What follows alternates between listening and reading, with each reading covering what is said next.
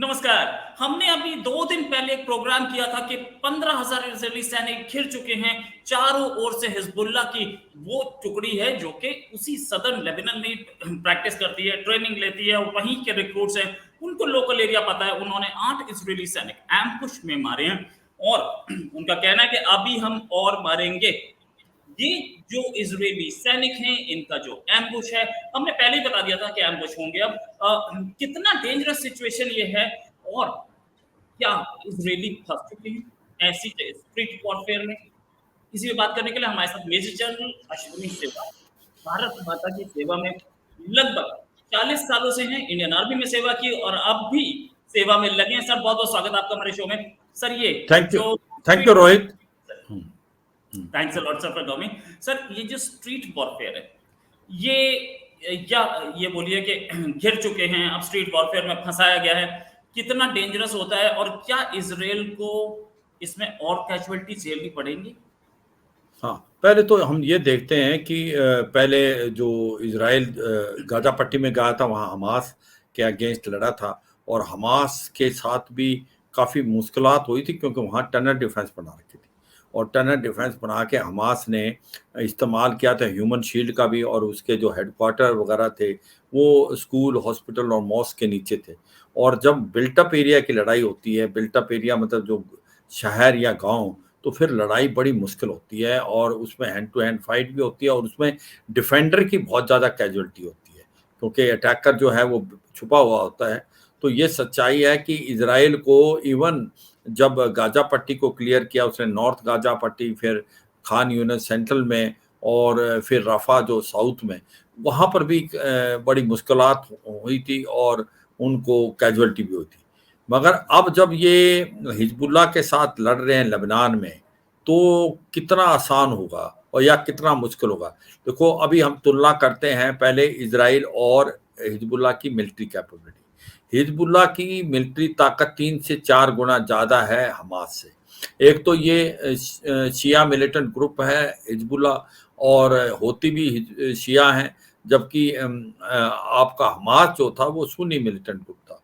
जो हिजबुल्लाह है उसको बहुत ज़्यादा ट्रेंड किया हुआ है ईरान ने, और जो हसन नसरुल्लाह जो मारा गया अभी, उनका टॉप कमांडर है, वो बहुत नज़दीक भी था अयातुल्ला अल खमानी के साथ। अब इनकी जो मिलिट्री ताकत बोले 3 से 4 गुना ज़्यादा है, वो कैसे है? एक तो इनकी पास जो आर्मामेंट्स हैं वो बहुत ज़्यादा है, करीब करीब 1 से 1.5 लाख के करीब उनके पास रॉकेट्स और मिसाइल हैं।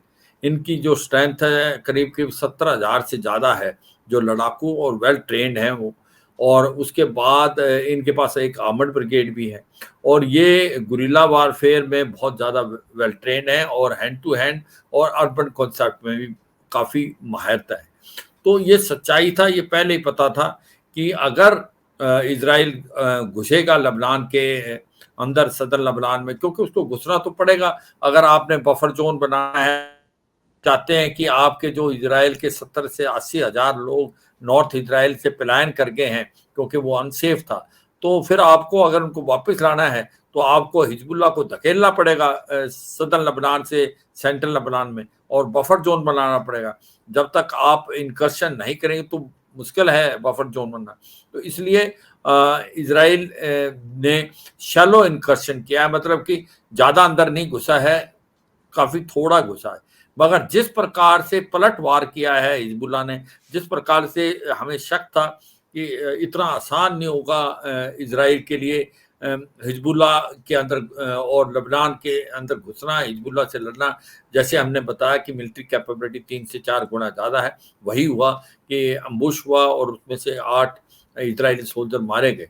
और यही नहीं, आने वाले समय में मुझे लगता है कि आसान नहीं होगा इजराइल के लिए।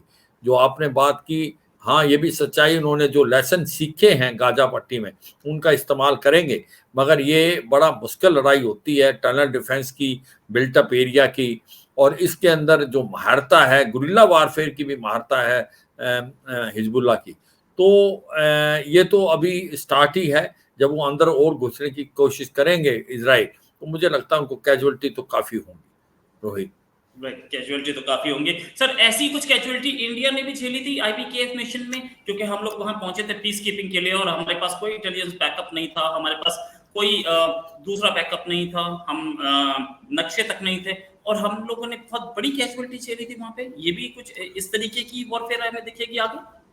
हाँ, देखो वारफेयर में थोड़ा फ़र्क है, वहाँ पर जंगल ज़्यादा थे और बिल्ट अप एरिया की लड़ाई बहुत कम हुई थी, बाद में हुई थी, पर वहाँ जंगल बहुत थे।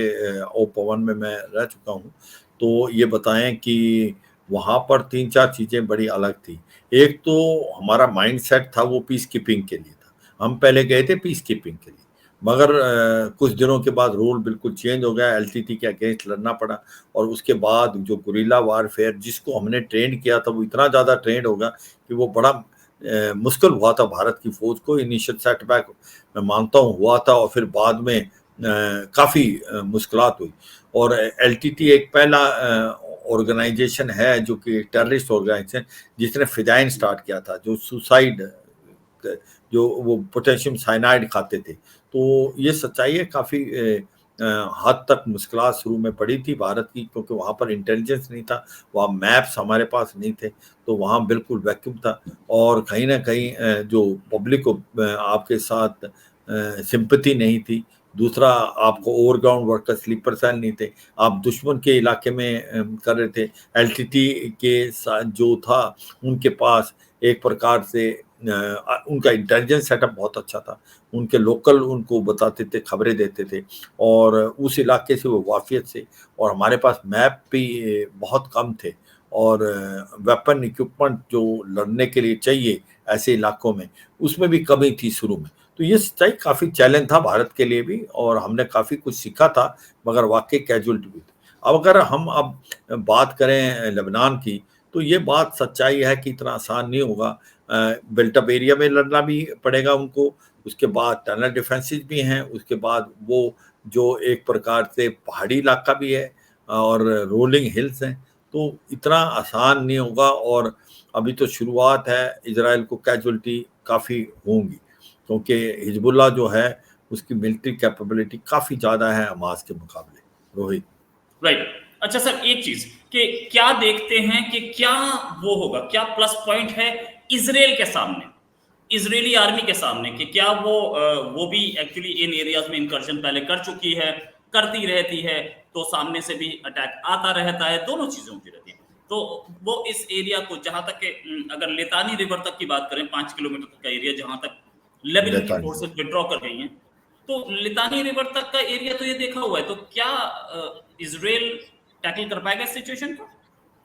हाँ, कर पाएगा बिल्कुल। देखो इज़राइल की उसको भी आपने हल्का नहीं करना है। इज़राइल की फ़ोर्स एक well motivated, well trained, well equipped फ़ौज है। चाहे वो अभी हमास को भी उन्होंने काफ़ी हद तक डिग्रेड किया है गाज़ा पट्टी में। इतना आसान नहीं था, मगर ये मानना पड़ेगा इनका जो इंटेलिजेंस बड़ा सटीक है। इसके बाद ये आर्टिफ़िशियल इंटेलिजेंस का इस्तेमाल करते हैं।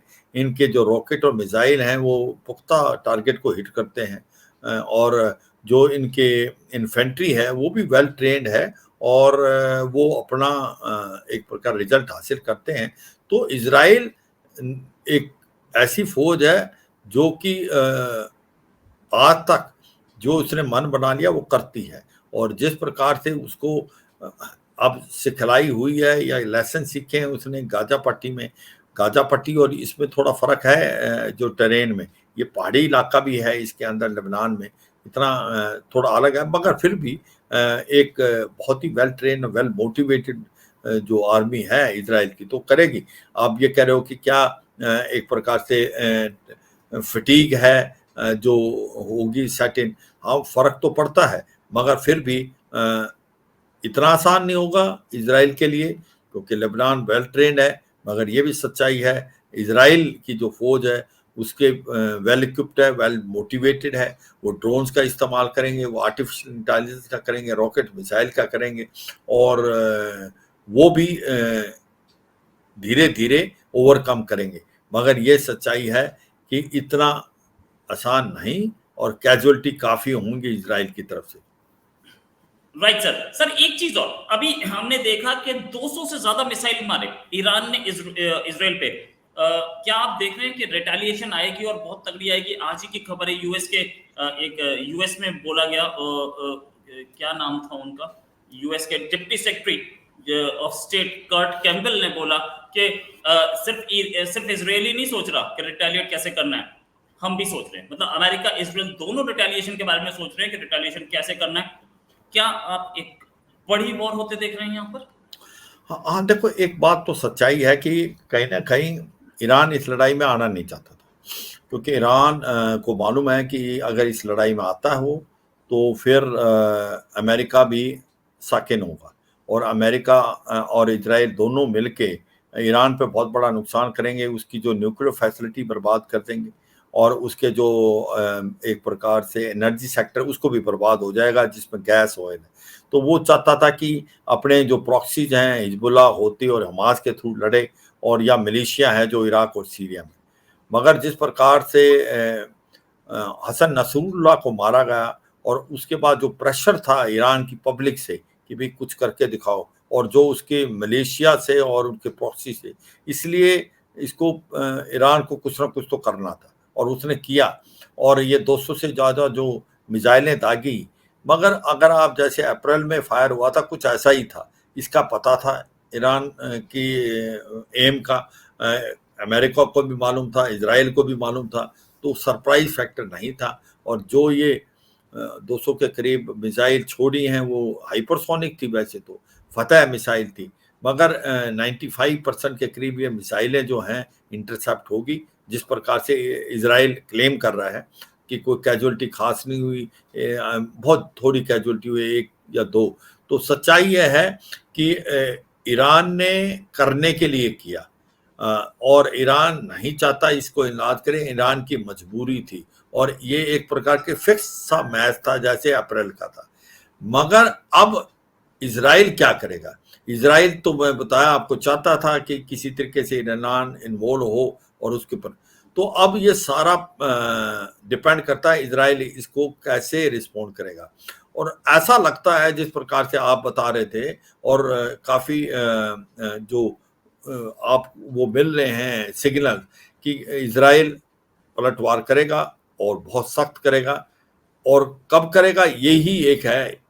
और लगता ऐसे है कि इजराइल ने मन बना लिया है कि ईरान को पनिश करना, तो ये आने वाले समय में पक्का फायर करेगा, और ball is in their court.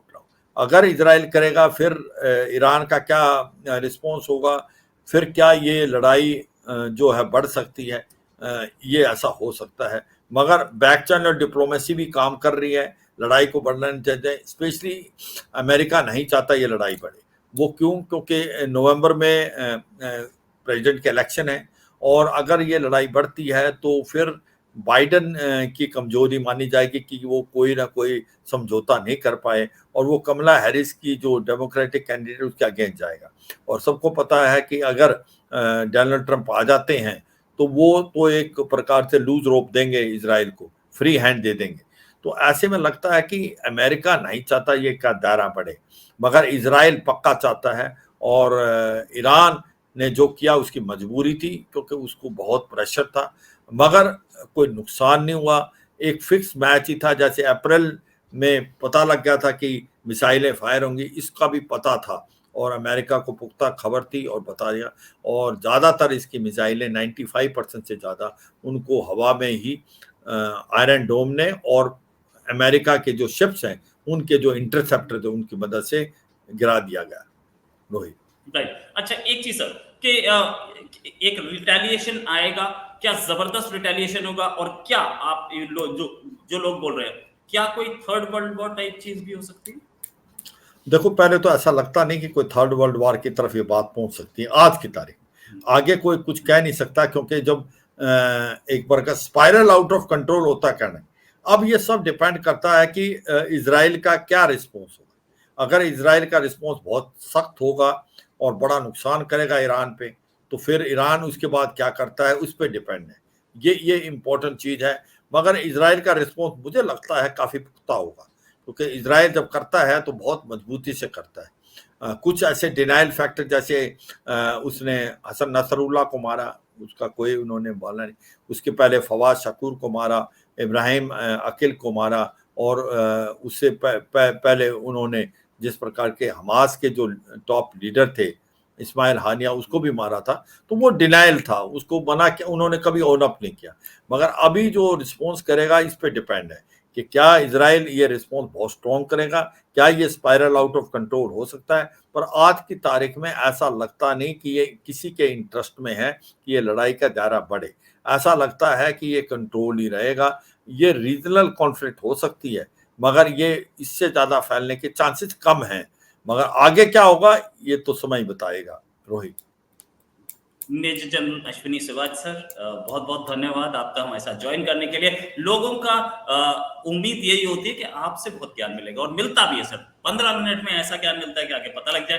एक लंबा एक्सपीरियंस भी आपके पास, लड़ाई का भी और आर्मी में काम करने का भी। Thanks a lot sir for joining. उम्मीद है जल्दी डिस्कशन और करेंगे। अभी के लिए नमस्कार, धन्यवाद, जय Hind sir. Thank you Rohit, जय हिंद।